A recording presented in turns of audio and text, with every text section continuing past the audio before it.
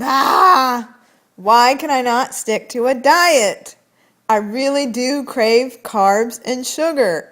I know it's not just in my head, it's in my stomach. I have to have them. Can anybody tell me why?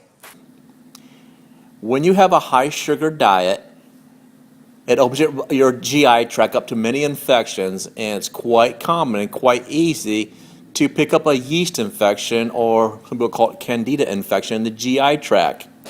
Well, candida or yeast, its favorite food is sugar and alcohol. So if you actually been succumbed to this infection, every time you have alcohol or sugar, it has a heyday. It loves it. It is party time. But every time you do that, those weeds, they grow faster and faster. And it's just like a garden. They simply start to overcrowd the rest of the plants. And before you know it, you have a garden full of weeds. So you got all these weeds, what do? Well, first and foremost, you have to go on an anti-fungal diet or anti-candida diet, which means you're going to have to avoid a lot of vinegary foods, sugars, and alcohol. But like we said in the beginning, I can't stop doing it, so what do? Well, you might actually want to consider doing a stool sample to make sure there's not other infections in place, because most candida infections, most yeast infections are secondary. They simply are living in the environment because they can. It's like asking weeds not to grow in manure. It's just going to happen.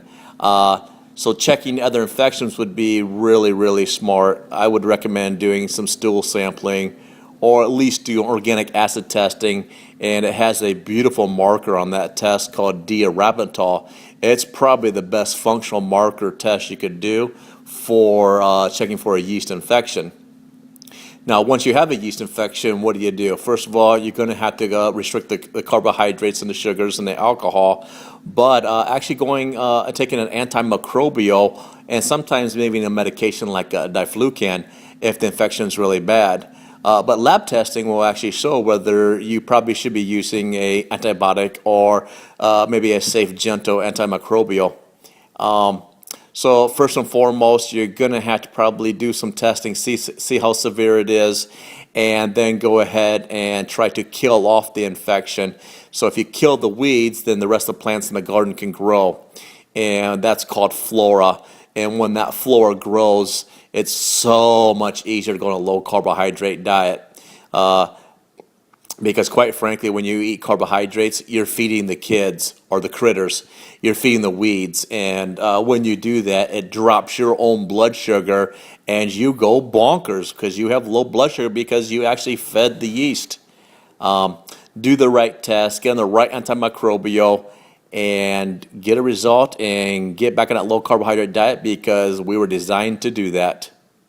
Peace.